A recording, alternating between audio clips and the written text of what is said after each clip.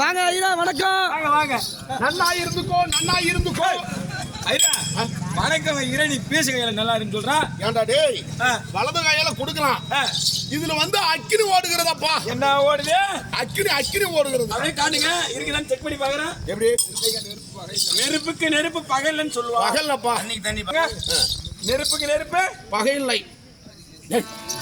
ஏன்டா டேய், நெருப்புக்கு பகை இல்லன்னா இல்லன்னா நெருப்பா இருக்குது. இதுல வந்து அக்கினி ரேக ஓடுகிறதப்பா. ரேகையா ஓடுது? ஆமா. ஏண்டா சேசோ ஐயா, ஆளை பார்த்தா எப்படிடா தெரியுது? ஏப்பா இவர் யாரப்பா?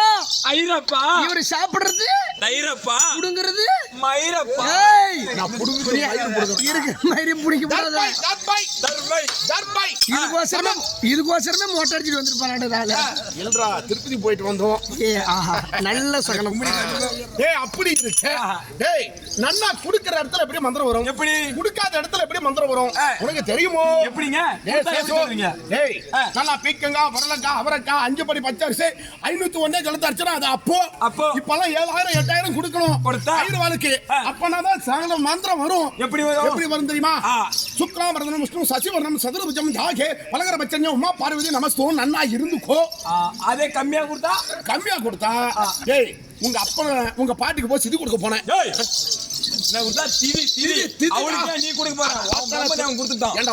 திருவண்ணாமலை கோபுரா சூத்திரம் மண்ணு தாங்காது. ஏன்டா ஓத்தால ஈச்சமுன்னு சதா பிடிச்சிக்கோ. டேய் உங்க அப்பா என்ன கொண்டு வந்து கொடுக்குறது தெரியுமா? காப்பரி பச்சரிசி ஒன்றே ஜடவ தர்ச்சனை மோளா துண்டு ரொவோண்டு வாழை இலை இல்லாத பட்டம் சாமி. அதுதான் அந்த மந்திரம் தான் வரும். எப்படி தெரியுமோ? நேத்திர பாவா இவன் கொண்டறி திங்கணும், பிள்ளை கையில பிடிக்கணும், கணு தெரியாது போன கணு கம்மியா தானே கொடுத்தான். சரி எப்ப நல்லா இருக்குன்னு சொல்லிட்டு போ. நீ மந்திரம் சொல்லலாம். நேத்திர பாவா நாசமா போகணும்னு சொல்றது நியாயமா? கம்மியா தரேன். இல்லாத பட்டம் சாமி. இல்லாத பட்டம் கடன் வாங்கி கொடுத்தா செய்யணும். ஆமா, கடன் வாங்கி கொடுத்தா அப்புறம் அந்த கடன் ஆளேன்ற பார்த்தா ஐயர் மாதிரி தெரியுது. யார் தெரியுமா? யாருங்க? உண்மையான உருவியா தெரியா? என்னது? 9 நவகிரகம் கேள்விப்பட்டாயா?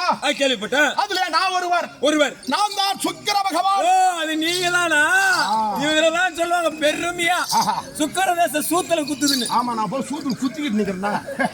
சுக்கிர பகவான் சுக்கிர பகவானா இருந்த என்னை உங்களை சிவாயராக வர சொல்லி இருக்கிறார் மண்டலேஸ்வரர்.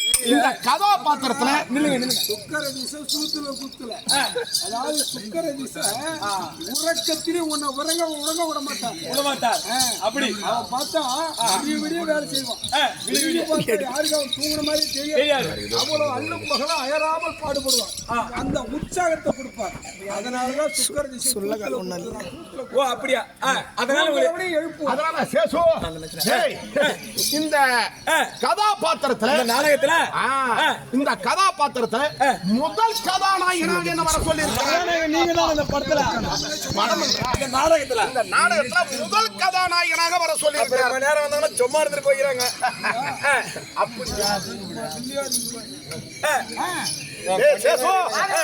அப்படி இருக்க காரணமா வர சொல்லி இருக்கிறேன். சொல்லுவோம்.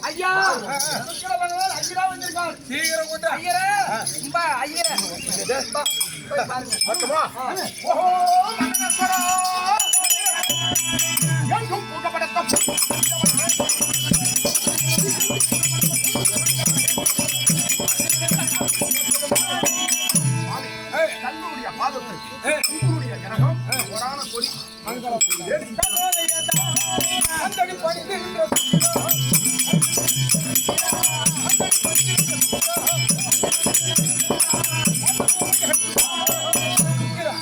இந்த பாராய பிரபஞ்சத்தில் உன் புகழ் என்றென்றும் குறையாமல் சுபிட்சமாக வளர்க்கிறோம். ஆகட்டும். என்ன ஒரு பாடு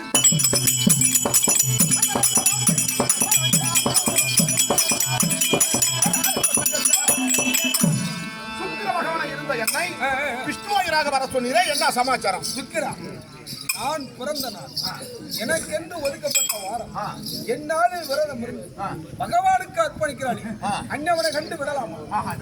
அதனால் ஐயாச்சி மன்னனை நான் தொடர்ந்து தொடர்ந்த உடனே ஆ. நாடு நகரங்களை எழுந்து அடவியான கானகத்திற்கு சென்றார். அங்காகிலும் பிரதமர் இருந்தார். அப்போதாக எனக்கு கொடுக்க கூடாதா? கொடுக்கலாம். அப்பவும் கொடுக்கல. அவன் பகவானே கோரி விரதம் இருக்கிறான். இன்றைக்கோ சனிவாரம் விரதம். ஆதவன் முதிர்ச்சி வெகு நாழி ஆட்சி. அதாவது நாழிகை 15 நாளாகி விட்டது. இன்னும் விரதம் இருக்க முடியல. ஏன்னா ஒரு அதிபக்தனும் காணாமல் செய்துவிட்டு அந்த விரதத்தை அரசன் செய்யாவிட்டார். பஞ்சமா பாதகம் பஞ்சமா கிரகம் கண்டிப்பாக வந்துச்சு. அதனால் உருவத்தை மாற்றி நீ அதிபக்தராக உருவத்தை எடுத்து அந்த வழி மார்க்கமாக நீ செல்ல வேண்டும்.